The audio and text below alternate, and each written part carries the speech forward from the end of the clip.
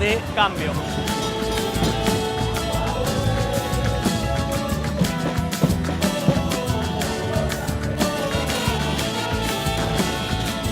Voces de Cambio.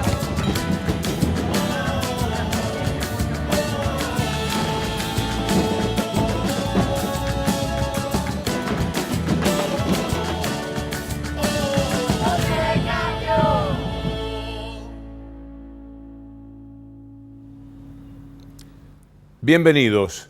La semana pasada quedamos en la evocación del golpe de Estado del 24 de marzo de 1976 en la Argentina y sus consecuencias, siempre referidas a la instalación de la desigualdad a través de los mecanismos neoliberales, en ese caso en Argentina, como le ocurrió a toda América Latina. Hoy vamos a hacer foco en el golpe de Estado que derrocó al presidente chileno Allende, hasta llegar a un momento crucial de hace pocas semanas, cuando la presidenta Bachelet, al asumir, habló de que el gran enemigo de Chile, el enemigo a vencer, es la desigualdad, que tiene una historia conectada profundamente con aquel golpe de Estado que sufrió Salvador Allende. Este es el programa de esta noche en Voces de Cambio.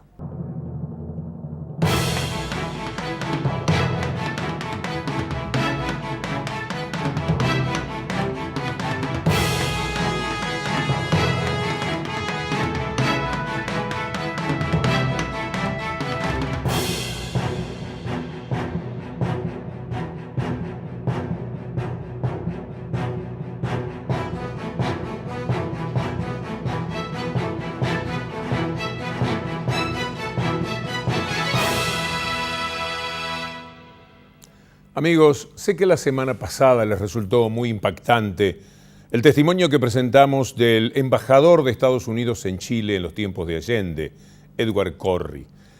Pero sería deficitario para nosotros el resultado del programa si tan solo fuese parte de un entretenimiento.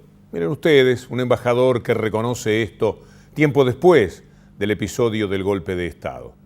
Lo que pretendemos con nuestros documentos muchísimas veces es alertar de que esto sigue ocurriendo, que aquel estado de indignación que provocó saber cómo habían sido los hechos se mantenga latente, porque las mismas cosas, de otra manera, con leves variantes, continúan sucediéndole a nuestra América Latina.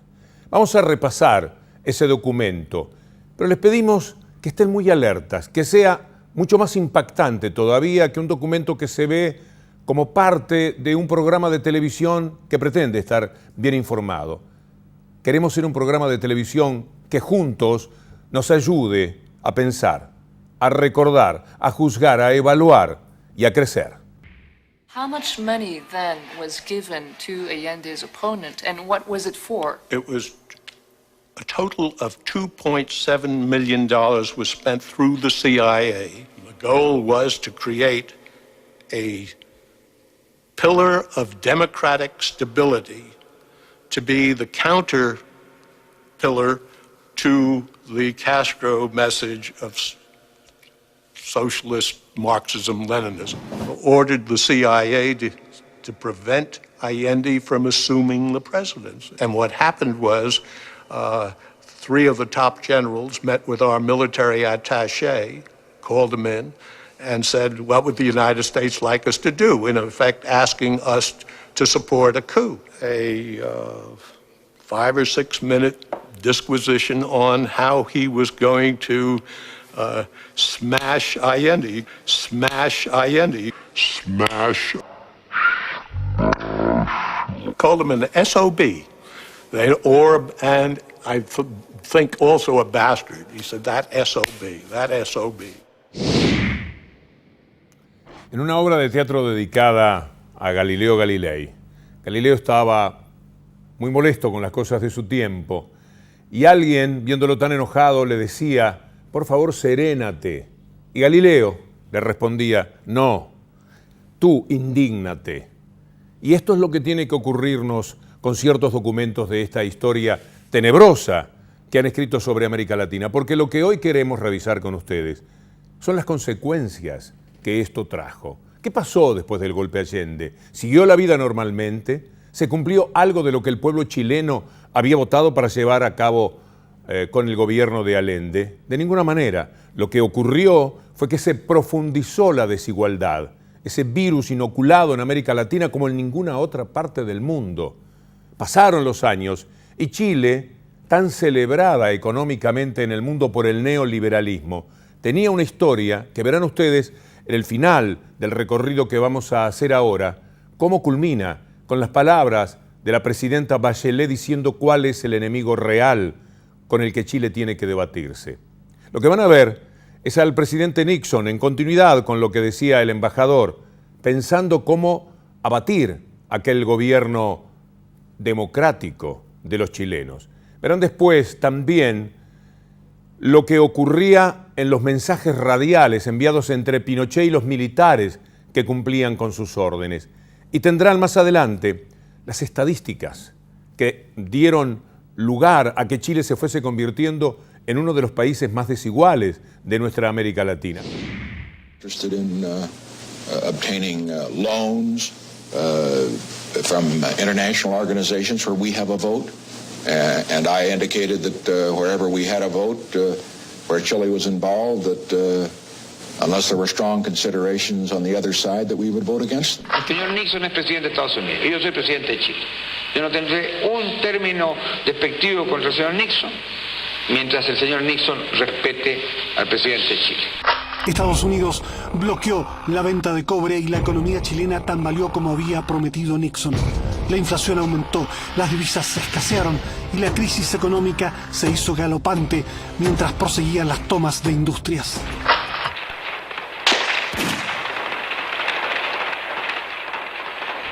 Me acaban de informar de que habría intención de parlamentar. Rendición incondicional, no de parlamentar. Rendición incondicional. Bien, conforme. Rendición incondicional y se le toma preso ofreciéndole nada más que respetarle la vida, digamos. La vida y se le su integridad física y enseguida se le va a despachar para otra parte. Conforme. O sea que se mantiene el ofrecimiento de sacarlo del país. Se mantiene el ofrecimiento de sacarlo del país. Pero el avión se cae, viejo, cuando vaya a volar. Se meten en un cajón y lo embarcan en un avión, viejo, junto con la familia, que le hagan en otra parte en Cuba. Vamos a tener una pelota para ir para el entierro, si este gallo está para morir, tuvo problemas.